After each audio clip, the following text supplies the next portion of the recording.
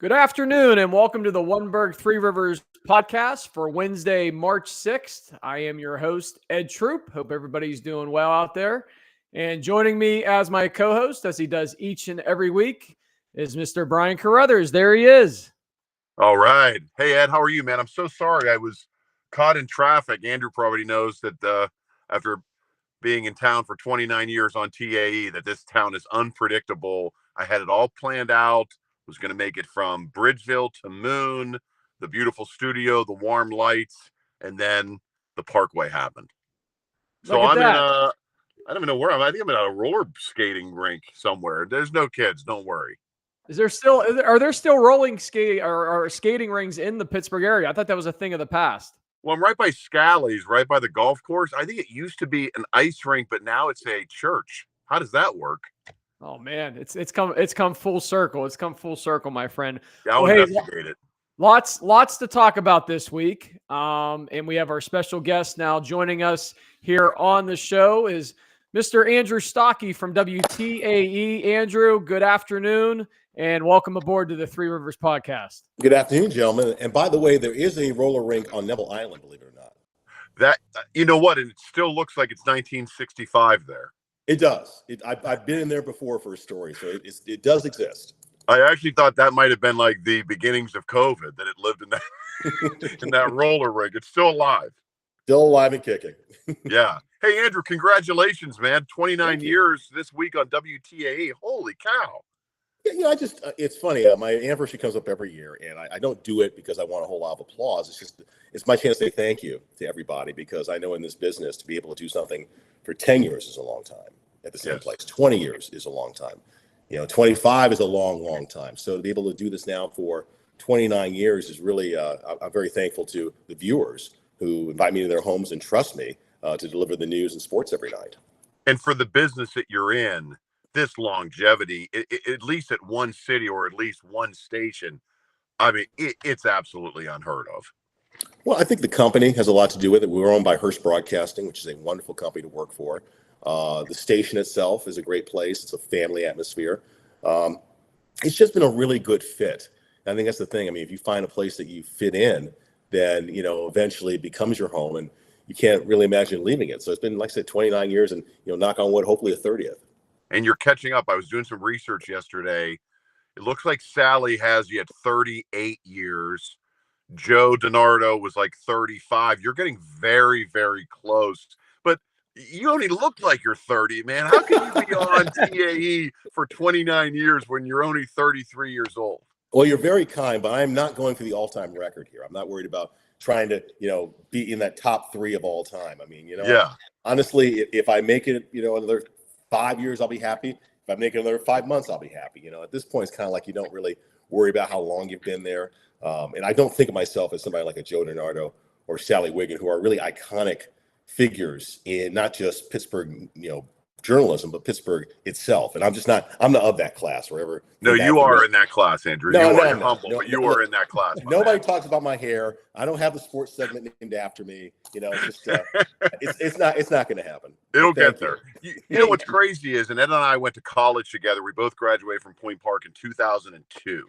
Okay. And so I was thinking about you last night and had a flashback. I went for some sort of apprenticeship one-day thing at WTAE. And I remember sitting in the lobby, and I think in the year 2000, I was sitting there, and there was a television in the lobby that said current TV, and it was cut in half, and it said WTAE HD coming soon. And you could see the difference in clarity, and you thought, wow, if this ever happens, if the Jetsons ever become real, this is going to be great. But how fast has your career on the technology side changed just from when you started? I mean, it's night. You're almost a hologram in someone's living room now. It's amazing. It's incredible. If I go back, I mean, my broadcast career started in 1990. And, at that time we were using what they call 3/4 inch tape for video. Right. Back then you're doing like a 6 and 11 o'clock newscast. Back then doing sports, you're like running through all the scores because otherwise you have no way to get them until the next day's newspaper. Right. It wasn't a 24/7 thing back then. And over time, I mean, we've had everything from, cell phones, the internet, podcasting. So much has changed. And the thing that is nice about this, one of the things I love is the fact I've had an opportunity to adapt. I like to bring in those new elements and or incorporate them into what we do. So I don't look at technology as something like, oh my goodness, look how much things have changed. How can I keep up? I look at it as, hey, you know what? Here's the next frontier. Let's embrace it. Let's jump on it. I mean, Zoom is like one of the greatest things ever invented because I was able during the pandemic to talk to people who I knew I would never get to do a sit-down interview because I have to go to their home, bring a photographer, and whatever. But to be able to do it on Zoom, suddenly it opened up a whole new world. Yeah, amazing. Imagine telling Paul Long that we're going to do an interview at noon. I'm going to be in a gas station parking lot. Ed's in his living room. You're in your living room. We're going to wear sweatshirts, and 500,000 people are going to watch it. It would be like, I don't think so. Hey, Andrew, I think one of the biggest legacies that you were a part of at WTAE was when you first came aboard. You guys started Operation Football on Friday nights in the fall for high school football. And back then, there was only one show in town, and it was Fetco on Channel 11 and his Skylights. You guys come aboard, you launch Operation Football. KDK still to this day hasn't done much on Friday nights with high school football, but you guys have continued even past Fetco's retirement to be one of the leaders on Friday nights to catch high school football highlights. Just talk a little bit about the start of Operation Football, and now 20-some years later, you guys are still obviously doing that on Friday nights. Well, it started actually, our former assistant news director at the time brought the concept from Milwaukee, one of our stations up there. And the whole concept is basically, look, you know what? We treat the kids like the stars. I mean, we think of the Whitfield as our own little National Football League. You know, there's 100 and some odd teams, and we treat them like, you know, we would treat the pros to a great degree. We try to capture the entire spirit of high school football, but we're also telling you the story of the game. I mean, I think a lot of people, when they tune in, they want to know, okay, who won, and can I see my kid playing football? And that's what we've done. We try to get on as many games as we can. And it's one of those things I know I really enjoy. I mean, Friday nights during the fall, that's my thing. Because I know people are watching. I also know that people just don't watch at 11 o'clock on Friday nights. We replay it Saturday morning multiple times. And we have an even bigger audience on Saturday mornings because the kids are home, the families are home, and they can sit and watch themselves. So it's been a lot of fun to do. The one thing I always try to do is make sure I get the kids' name correct, because I know that might be their one time on TV, and I don't want to get it wrong, because I've had parents call me and give me the third degree if I don't. Yes. But it's a lot of fun, and in many ways, you know, in a town where you have the Steelers, the Pirates, the Penguins, I can honestly say it's the thing I enjoy the most in sports. And I think you've made a great effort to make it a positive broadcast too. I mean, you never tune in to hear even the fumbles, the interceptions. I think you've done a great job over as Ed said, the numerous years of doing it, that it's never a hit job on a team that's failing. It's a lot of highlighting teams that are doing well. And, you know, there's always got to be the opponent that sets them up. But I always feel like walking away from it, anyone who's been featured on it, winning or losing, has to feel good about it. Well, and I appreciate that. I mean, I know what it's like to be that kid that makes that mistake that costs you the game. So, I mean, I purposely make sure I don't, you know, spotlight, oh, he fumbled, it's his fault. You know, you don't do that. You spotlight the victory. If the team loses, like, hey, they lost. But you know what? The bottom line is it's a lot of fun. It's a game, and the sun rises the very next day. Yeah, but what I want to know is, and what Ed mentioned to it, Fedco really was the king for a long time and made, you know, there was never a moment where Fedco showed up to your house or saw you at a bar. It was like, you don't know what you're doing, man. You know, John had his style of doing things, and I think in many ways he should be commended for making high school football a TV thing. I mean, prior to him, it really wasn't a TV thing. It was always, you know, local radio, print, and he added a showbiz element to it. Now, that's his style. I'm not that person. I'm not, you know, the chopper, the boxers, or whatever. You know, that's just not me. My job, honestly, if you watch the show, when it's all said and done, you just know I'm the guy who voiced the highlights. That's it. Yeah, for sure. Well, hey, Andrew, you look pretty ripped right now, man. I know Ed wants to talk sports. What are you benching right now? You look this morning. So what are you missing? You never miss arm day or leg day, man. You look ripped. I know. I don't lift. I play ice hockey, and that's my that keeps me in shape. So I played this morning and got a little workout. I'm a little sore, but it was a really good game, and I just love playing the game. Oh, that's great, man. That's great. Moving on then to what's happening in town, and you're covering it every single day on TAE. Who's going to be the next team to win a championship in Pittsburgh. We feel like we're in this like serious drought right now. Well, we also had an amazing run if you think about it. I mean, since I came here, if I go back to 1995, I had that Steeler run where they basically playing the AFC Championship game every other year. They got to 4 Super Bowls in the time I've been here. The Penguins, I think, other than that drought in the early 2000s and what's going on right now, they've always been in the playoffs. The Pirates had a stretch where they were pretty good. Right now, if I'm going to pick a team, I would say the Pirates, I think, would be the next one to win a championship, although I don't see it happening for a good 3 or 4 years. And Brian likes to hear that, Andrew. That's for sure. He's very Bucko proud. Let me tell you, he can tell you every prospect in the minor league system from single A all the way up through. If you're interested. Yes. Hey, speaking of the Pirates, good segue here. Yeah. Paul Skeens yesterday announced the Pirates announced that he will not be on the opening day roster. Obviously, their first round draft pick is pretty close. Most people would probably tell you that. Probably could come up and start on opening day if they'd want him to, but he's going to start in the minors. Wanted to get your thoughts on Paul Skeens and the Pirates' decision not to bring him up quite yet. I mean, I get it, I guess, to a degree. The bottom line is there's a lot of excitement about him. People want to see him pitch. This kid's got 100-mile-an-hour plus fastball. I don't know if bringing him up a couple months early is going to impact his development. I mean, look, if you're worried about that, make him the opener. Seriously. Have a 4-man rotation, make him the opener. Let him pitch 2 innings, okay?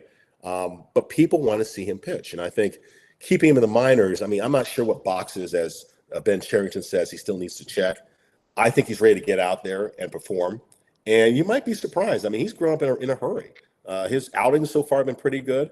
He's going to make mistakes. But look, you have a pitching staff right now where you don't have guys. I mean, you got guys who are hurt. It's a staff still trying to find itself. So I think adding him to the rotation is not a bad thing, and I think it's nothing but positive. Yes, this organization has made mistakes, bringing up guys too early, but like I said, if you're really that concerned, make him the opener. Let him pitch 2 or 3 innings, then go to your bullpen. And also, I mean, you've seen enough of the cycle too. I feel like anything short of a World Series appearance, the Pirates are still guilty in the court of public opinion of every single thing they do. So do something to start this parade a little bit early, right? I agree. I mean, it's funny that stretch 2013 to 2015. It was an amazing stretch, and I always tell people always say like, "Well, Pittsburgh's a football town," and I said, "Well, no, not necessarily. It's a dormant baseball town. You give the people something exciting about baseball, and that will take over." And that's what happened during that stretch. You remember the September in 2013, 14, 15. We weren't talking Steeler football. We were talking Pirate baseball. That's because right. People love baseball here. So, yeah, I mean, the Pirates need to make some moves to energize people. I think they did some of that last year, bring up a lot of these young kids, allowing them to make their major league debut. And let's remember, this team actually finished 14 games better than it did a year ago. I mean, that seems to be lost in the shuffle. They actually were a much better baseball team. That's not lost with me, Mr. Stockey. I agree with you 100%. And you heard it here first. I think there's a possibility that we can win 90 games. This year? Yes. Wow. Andrew, get aboard. I want this on TAE tonight. Right. I tell you, I'm willing to go 86. I think 90's tough. 90's tough with this group. It'll be a stretch. Man. But when you talk about the opener, why not Chapman come in as the opener? I mean, he can do 2 innings of 100 plus. It could be interesting, revolutionary. Well, Andrew McCutcheon was talking yesterday. He made a great point. They were asking about, what's his feel for this team. He goes, it feels a lot like 2013. A lot of guys who aren't stars, who are players who have ability and talent, who are just beginning to realize what they can do. So if McCutcheon is seeing shades of 2013 this year, I mean, 90's not out of the question. Hopefully 90 would be enough to win. It wasn't back in 2013. But remember, 103 wasn't enough to even make the true playoffs back in 2014.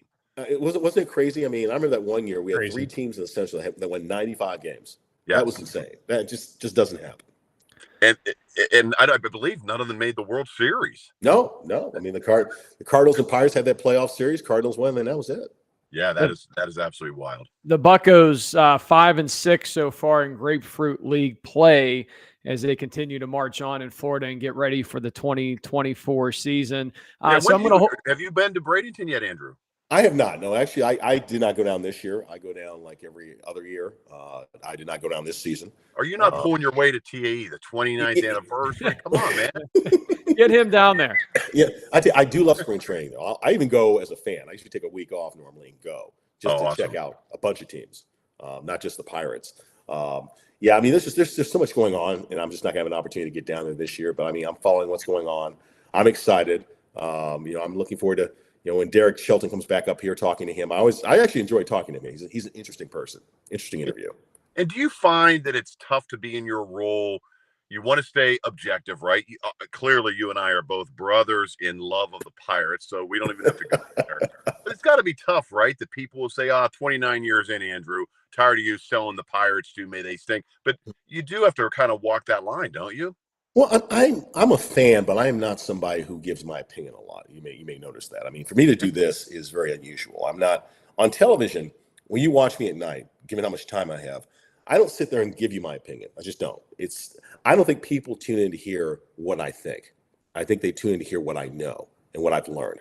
And that's the job of a journalist. And I think a lot of that has come from my years of doing news. Remember, you may not remember, I moved to news back in 2006 after Super Bowl 40. And I just did news for 5 straight years before they finally said, look, we'd like you to come back and be part of the sports department. So I've had this dual role. And in many ways, what I do in news on a daily basis, I carry over to sports in terms of the way I look at things, the way I present things. I mean, I may have an opinion here and there, but I don't think people tune in to hear what I have to think. So I just don't volunteer it. Now, something like this, I'm happy to share my thoughts, but I don't think you are watching me on TAE because you want to know how I feel about the Pirates. Well, when the Pirates season starts, I'll be thinking of you every night. I'll go, I bet you I wish I had Andrew's cell phone number. I know he's enjoying this with me right now. Well, we're gonna hold you both to your predictions. We got him live here on the air, and we'll come We'll back. be there. Okay, I got him at 86. 90. You heard We'll it come here back first. in the fall that Andrew has it at 86. Yeah, watch you go like 74. You had it at 90. Yep. Andrew has it at 86. So I'm going to hold you to that. Hey, guys, switching gears a little bit. Let's talk a little bit about March Madness and the local basketball scene. Pitt Panthers getting a little bit closer last night, getting back on track. They come up with a big win at Boston College, at home at the Pete, 90-65. Pitt now a 20-win team on the season, 11-8 in the ACC, which is good for 5th place. They got Clemson, Virginia, Duke, and North Carolina in front of them. But I want to get your thoughts. Will the Panthers make the NCAA tournament? Ooh, that's a good question because they are a bubble team. I still think they need to win a few games. They need to win their season finale. And I think, honestly, they need to get to the semifinals of the ACC tournament. And that might be enough. As you guys know, I mean, the ACC doesn't get a whole lot of respect from the committee. I mean, if they get 4 teams in there, that's a lot, So is this a tournament caliber team? Yes. Had they not had a little stretch, less than a month ago where they lost a few games they should have won, they would probably be in. But I think they have to make a little bit of a run to get there. Although I think this team is incredibly talented. I mean, Blake Hinson has been lights out. I love Jalen Lowe. Absolutely love him. Love him. Carrington's been good. They've shown a lot of character and a way to bounce back when that point in the season, remember when they were losing some games, you're like, well, they could just fall at the end. They didn't do that. So if they get on a run, I think they get to the tournament. But I think they've got to get to the semifinals of the ACC. Yeah, last night, big game. You mentioned Carrington. He had 7 3-pointers, 27 points for Pitt. And Carrington is only a freshman for the Pitt Panthers as well. So future looking very bright for Pitt. I agree, Andrew. I think they got to make a little bit of a run in the ACC tournament. Brian, I know you're a big tournament guy. Brian and his brothers, Andrew, forever used to go to Madison Square Garden around this time of the Big year. East. Yeah, the Big East tournament. Always. Every single year they were up there, and what a fantastic time that was. I missed that. That was the best conference tournament in the country. Yes. Yeah. Yep, that rivalry made sense. And why do you feel like the ACC has fallen? I mean, you see what happened in that. Of course, Florida State got screwed in football this year. Yeah. They got the ultimate shaft, which that's the first time that we've seen players rebel, right? What was your take on that, Andrew? I mean, I think it was ridiculous. They didn't show up for the game against Georgia. What was the point then of playing the season? You want the top 4 teams, okay? Florida State did everything they were supposed to do. They run the table, win the conference, they're unbeaten. I just, and this is the problem with college sports today. It really isn't about what you do on the field anymore. It's perception, it's money. I mean, eventually it'll just be 2 conferences, the Big Ten and the SEC. Let's just be honest about that right now. And everybody else will just be morphed into that. Right. It's ridiculous. I mean, I was very upset, and I normally don't get upset about things, but that was a complete injustice what happened to Florida State football. Because if you're telling me basically that winning the ACC and going unbeaten doesn't mean anything, right? And that's all you can do. And it used to be with other teams playing in the championship game and losing.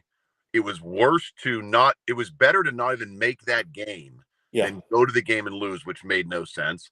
But now you wonder, with Nick Saban leaving, has this new system that's going in place, is it the great equalizer? Saban can't call 14 people and try to work the political machine of Alabama football. So maybe it's time to go there. So maybe they're not going to get it right, but maybe they'll get it better. Well, the 13th team that's left out is going to complain. I mean, that's going to happen. But you're not going to lose sleep over NC State not making that bracket when they're 14. Of course not. When they have of course not. But that still doesn't take care of what happened with Florida State. I mean, that is the great injustice. It really is. Yeah, for sure. Well, Andrew, what's coming up as far as Steelers go? What are you hearing right now? What's coming into the newsroom? Justin Fields' name is so big, always being thrown around. Yeah. Who's our starting quarterback in your opinion? I got to tell you, I'm somebody who's on Twitter a lot, and I really shouldn't be, because every day and like every other post and every other rumor and innuendo says this person, that person. I mean, I believe Kenny Pickett is the guy. They've made that clear. I was kind of stunned when Omar Khan said, well, Kenny Pickett's the guy, but we want competition. Yeah, I mean, like, if he's the guy, make him the guy. Frankly, bring in Russell Wilson for a year doesn't move the needle forward, is what I'm saying. Okay, you've got basically him for a year, and then what happens? Right. You're back at square one, because Russell Wilson's a 1-year contract. Justin Fields, okay, I do like Justin Fields. I can see that, but then why are you telling everybody Pickett is your guy? I'm getting a lot of mixed signals. I mean, I don't know what to expect. I don't know what's going to happen. I don't know how it's all going to play out. Oh my goodness, my phones are keep ringing. I'm sorry. Is it Fedco? No, it's my mom. But I'll call her back. Oh no, it's okay. She knows. Okay. But yeah, it's like the weirdest edition of The Bachelor. What are we doing, and where are we going with this?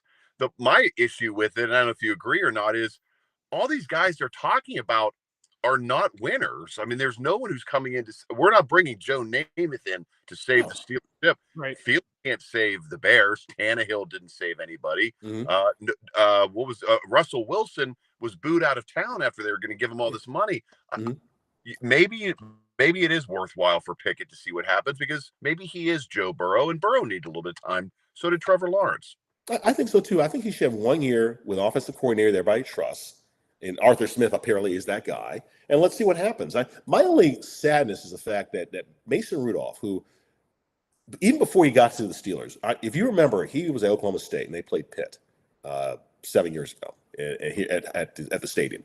And he looked fantastic. And I said that day in the locker room, well, not locker room, in the press box, I said, they need to draft this guy. I was so impressed with him. And literally, it's taken now 6 years to finally see him become the quarterback we hoped he would be. And now you're going to let him go as a free agent. I wish they would keep. Did Fedco unplug? Oh, he's back.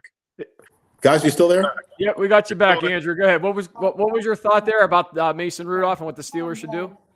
I'm sorry, what was that again? You were talking about Mason Rudolph and what the Steelers should do with bringing him back. Yeah, I really think they need to make him a real offer. And they need to keep him on the roster. I really do. Oh my goodness. But then that means Pickett's not the guy. It's such a mess. Life after Ben is such a mess for Pittsburgh that it's the worst dating scenario. Like you said, he's our guy, but let's give Mason the offer and the money. But then he's obviously a gentle person, right? Yes. The guy learned nothing from watching us win on the sidelines. He's gentle. So maybe this whole thing does need blowing up. Maybe there is no answer out of this. Well, it's really confusing and kind of crazy. My feeling about Mason Rudolph is he's the one guy who has performed, and if you want competition, he's the natural competition. Then bringing in somebody like Russell Wilson, who would be here basically for a year. Justin Fields. I mean, I don't think Justin Fields is coming here thinking I'm going to be the backup. He's coming here to win a job. No way, right? So I think the natural thing would be able to keep Mason Rudolph, let Kenny and Mason battle it out, and whoever wins is your quarterback. Andrew, we have about 5 minutes left here with you on the Three Rivers podcast. You're watching it here for March 6th. We're glad you could join us. I am Ed Troop. Brian Carruthers is on your left, or maybe you're right, depending on how you're looking at it. Andrew's in the middle. He can't see either of us, but we got him. Now, we weren't going to say that. We weren't going to tell anybody that. That's gonna be our secret. But hey, Andrew, we're doing the nude sportscast. We were surprised you just said you would do it. I'm always happy to help. Just to kind of wrap up the Steelers talk, and Sure. by the way, we've had Ray Fittipaldo and Mark Caballi on in recent weeks, and they all agree with what you're saying as well, that Kenny Pickett will be the Steelers starter going into training camp. It's his job to lose. Right. Mason Rudolph hopefully be re-signed here before free agency starts next week, by the way. Maybe a move before then coming up for the black and gold. But just to wrap up the Steelers talk, the draft coming up here soon. Andrew, it seems like the buzz in the last week has really switched to the Steelers and the offensive line being that first pick, much like what they got with Broderick Jones last year. I was reading some stuff yesterday. It sounds like the draft is very deep for quarterbacks, but it's also very deep for offensive linemen as well. 6, maybe even 7 offensive linemen could be drafted in the first round, which is pretty incredible. So when the Steelers get to the 20th pick, there should be some good offensive linemen there for them to take. And offensive line is a huge need. I mean, remember, they let Mason Cole go, so they don't have a center right now. And I think that's a major position, whether you feel it via free agency or through the draft. There's no question the O-line is the priority this year. I mean, it'd be great to draft a quarterback, but I don't think that's what you need right now. I mean, with all the other things going on, you don't need to throw another person in there who's going to start from square one and go through this whole thing again. But definitely O-line. If we draft a quarterback, Pittsburgh will literally explode. The Parkway will be. I can't take it. There's people's literally their heads would explode. Well, did anybody think in that draft where they took Pickett, they were going to draft Kenny Pickett? No. Stalker. Did you see it coming? I've never been more happy that I was wrong in my life, because I wanted them to take the kid that the Tennessee Titans took, I don't even think he's in the league anymore, whose name just escapes me right now. The quarterback from one of the smaller schools. Man, if I can remember his name. Yeah, I wish I remember his name too. But there you go. You guys are making your point exactly right. I have no idea what you're talking about. But I didn't think they'd take Kenny Pickett. I was blown away. I was happy because I believe in Kenny. I mean, watching him in college, covering him in college, I thought he had that intangible of winning. Oh, we lost Andrew again. Oh no! This time we lost him for good. I mean, he's completely gone. He's completely gone. Yeah. You know, I was going to ask him where his parking spot was at WTAE if he's closest to the building, and now we're going to have a 2-part interview with him.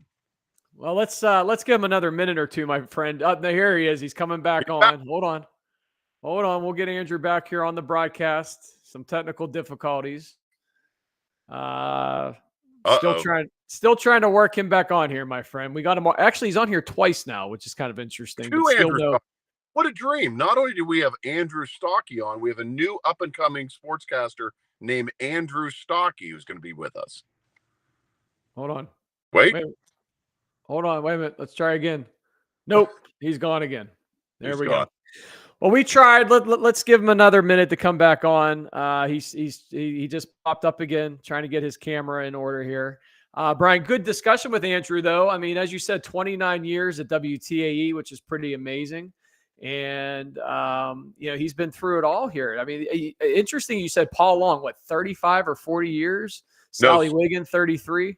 Sally was 38. Paul Long was not as long. I think he was 25. Andrew's already blown past him. And the one to watch now, Mike Clark is 29 years. Andrew's 29 years. If I was Andrew, I wouldn't let Mike Clark buy him lunch. I think he's going to try to knock him off. Do you see me now? Yes, we got you, Andrew. You're back. I don't know what happened. That's It's a okay, brand new man. computer too. Is your parking spot the best at WTE? Are you closest to the building? Only because I come in 1:30 in the afternoon and the lunch crowd is gone. You're too humble, man. You're ranked one. Come on. We were just recapping those years, man. Absolutely incredible on your. I want to congratulate you again on your 29th anniversary. Well, thank you. But not just that, not surviving is one thing, but just doing it so right, man. You don't hear it. There's nobody. I think when we put this out on Oneberg yesterday, we had like hundreds of comments. There was one person who said he asked you in a bar how to get into broadcasting, and you said, "I'm a history major. I don't know." That person deserved it. But there's just congratulations on 29 years of doing it right, man. Being positive, being Pittsburgh, and caring, man. It comes through, and so that's a credit to you as a person and a professional. Well, thank you very much. And like I said, I couldn't do it without the people who work at Channel 4, the photographers, the reporters, the editors, my co-anchors and management. And also, I mean, it's the viewers. I mean, the people of Pittsburgh have embraced me, I guess, as one of their own, even though I'm not originally from here. It's become home for me, and they've made it my home. So it doesn't happen in a vacuum. It takes a lot of people, and I am very fortunate, and I know that. And that's why every day I try to do my best. And I'm not always perfect, and I'm still learning to this day. But, you know, I think I'm one of the luckier people in the world with what I get to do every single day. And we're lucky to watch it, man. Thank you. Thank you. Yeah, thanks for coming on the show, Andrew. We'd love to have you on again down the road. We'll look for you again, hopefully here in the upcoming months. Have a great day. You too, and I'll get this computer fixed. I promise. Next time, not only will you be able to see us, but we won't lose you during it. Well, I can see you now. You got good-looking guys. You don't want to see us now. There we go. Well, don't go then. If you could see us now, let's stay on a little bit longer. I can see you now. Yes. He's like, no, I'm done. Andrew, thank you, man. We appreciate you. No problem. You guys take care. All right, congratulations. There he is, Thanks, the great Andrew. Stockey. And now he's gone for real. He's gone. I took him off though. That was my choosing that time. But you wanted to do Pittsburgh goodbye. You didn't want to say goodbye to Andrew. You were going to say, here, we'll bring him back on. I don't want to say goodbye. We're going to do the Pittsburgh goodbye. Andrew, we're doing the Pittsburgh goodbye where we don't say goodbye to you yet. Can't let you leave. He just did it for us. He's like, I'm done. I'm out. Andrew, one thing I've learned in show business of all these years, it's when to say goodbye. And he said goodbye. It's when to say goodbye. My friend, that'll do it for the broadcast for this week. Good stuff as always. Yeah, thanks. What a legend, man. What a guy to talk to. Just a guy who just keeps doing it. And I think you do it well when you lose track of time. I think for people who are not good at what they do, but somehow stay on, which are very few, and it's not Andrew Stockey, I think you lose track of time when you witness people doing things very, very well. And this is one of those cases where he just does it well every day, man. And so you lose track of time. Well, he's also one of the only local broadcasters, and you can correct me if I'm wrong, that is a hybrid, that does two different things. He does news and sports. I don't remember ever being a sportscaster that's jumped into news or back and forth. Jeff Frizzell is one who does weather. I know he's done sidelines, at least he used to, for the Steeler preseason games on KDK when he was at KDK. But outside of that, man, usually you're either news, sports, or weather, right? Yeah, they compartmentalize you. Larry Richert was a weatherman for a long time, and I think maybe then he went into like feature type stuff. John Burnett always had a pretty good personality when he went from evening magazine and weather and back and forth. But you're right, there's very few people who hit the news. And truthfully, and Andrew would never say this, and he's too much of a gentleman and too much of a professional. There's just a lot of people on the news right now that you have no idea who the hell they are. And so the turnover is unbelievable. It's not tough for Andrew even to keep track of who's who at TAE and KDKA. And but I think people survive because they're great at it and they connect to the city. I think people who looked at Pittsburgh as a stepping stone of a media market, that's the love you get back. And I think Andrew didn't look at it that way. And I think it's great. By the way, you should have wore the glasses the entire time. You look more educated, you look more official, more Walter Klein. Yeah, like, you know, more legendary, man. You should have left. I could have done this. I could have gone like this. Andrew, speaking of Brian Gumbel. Speaking of news, what did COVID mean to you? How did you survive it? Exactly. You should have did like the Brian Gumbel thing. So, and Hey, that's going to do it for the podcast for this week. We will see you next week right here on Oneberg, where you can catch us on Oneberg on Facebook, Oneberg on YouTube. And also make sure you stay logged on as well in upcoming days after our broadcast. We pump out 4 or 5 reels, highlights, 1-minute highlights from our interviews with our special celebrity guests that we have on each and every week. And also on Fridays, Brian and I recap the week that was on Oneberg as well. So if you are out and about, make sure you check that as well here on our social media platforms. Thanks, everybody.